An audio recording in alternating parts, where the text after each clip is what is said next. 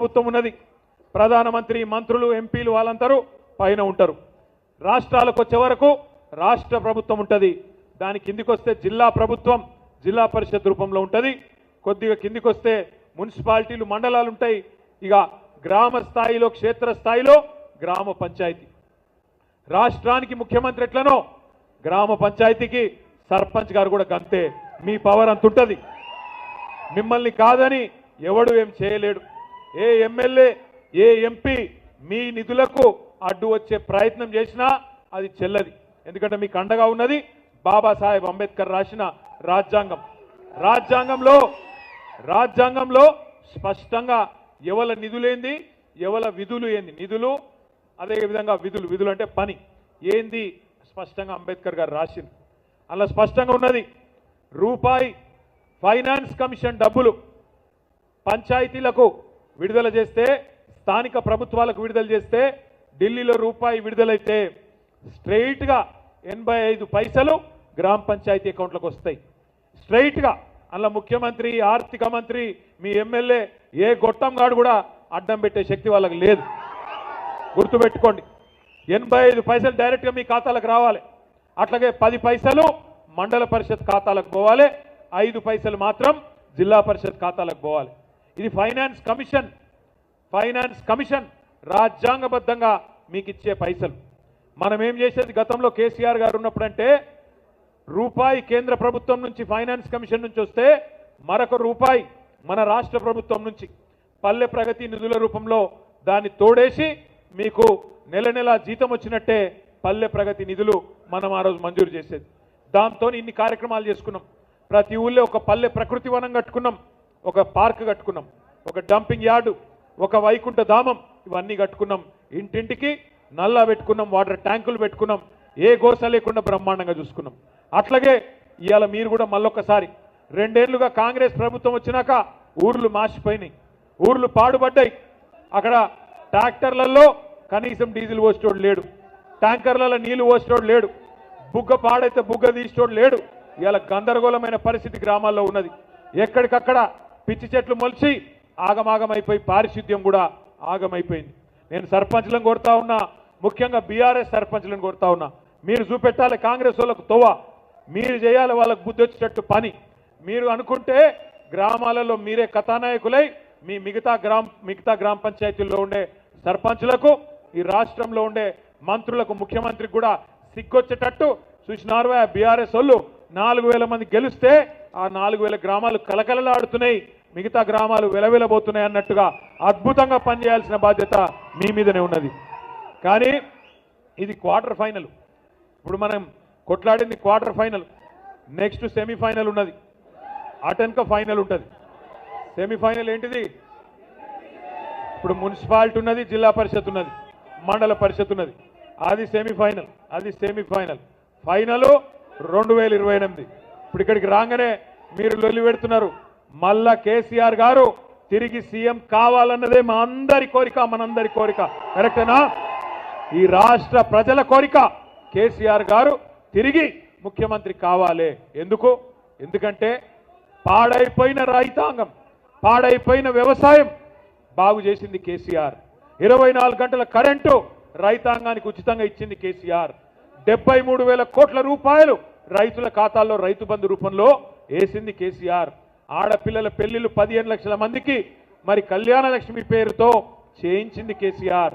పాడుబడ్డ, వెనుకబడ్డ మహబూబాబాద్ జిల్లాను జిల్లా కేంద్రం చేసింది కేసీఆర్. ఈ జిల్లాలో మెడికల్ కాలేజ్, నర్సింగ్ కాలేజ్ పెట్టడమే కాకుండా ఒక సూపర్ స్పెషాలిటీ ఆసుపత్రి పెట్టి మా సత్యవతి గారు, మా శంకర్ నాయక్ గారు గర్వంగా చెప్తుంటారు అప్పుడప్పుడు, అన్నా మా జిల్లా కేంద్రంలో 140 మంది డాక్టర్లు ఉన్నారు తెలుసా మీకు అని వాళ్ళు గర్వంగా చెప్తున్నారు. ఆ పరిస్థితి వచ్చిందంటే దానికి కారణం ఎవరు? కేసీఆర్.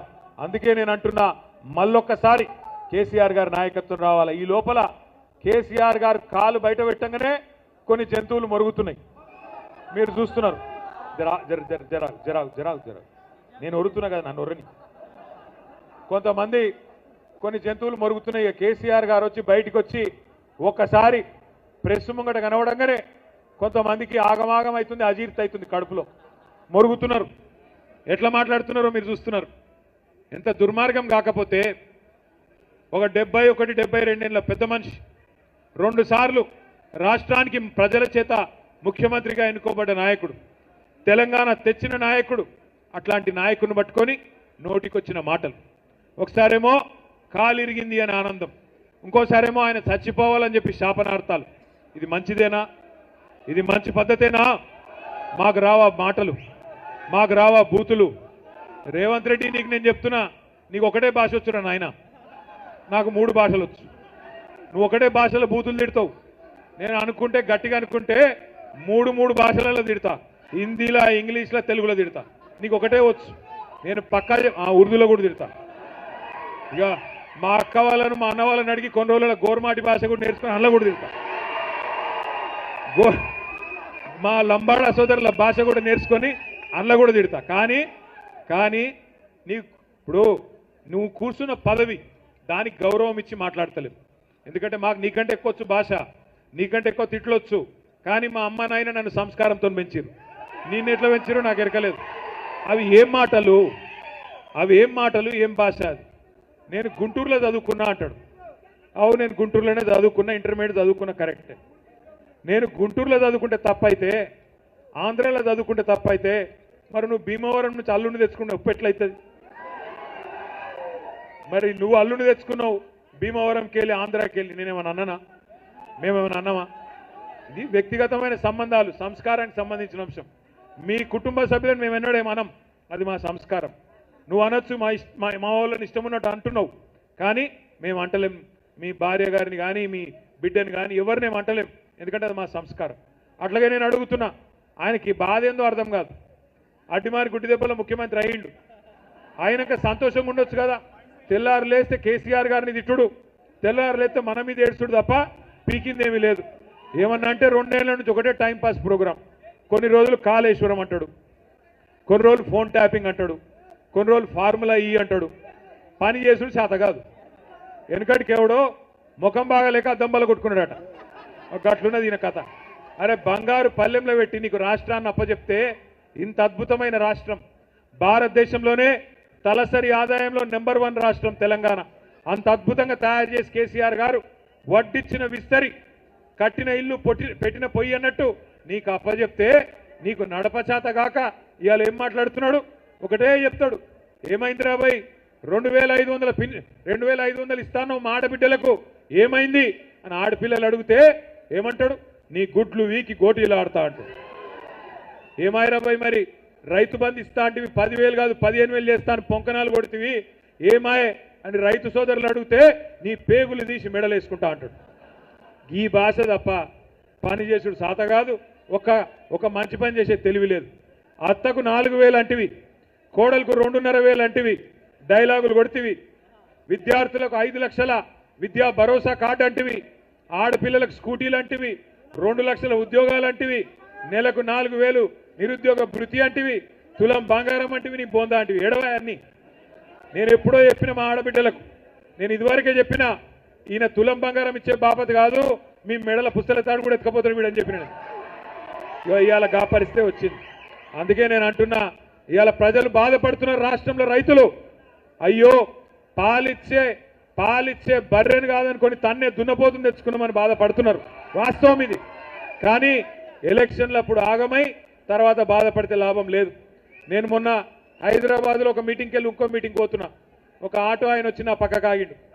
ఆగితే ఆ డ్రైవరు నాది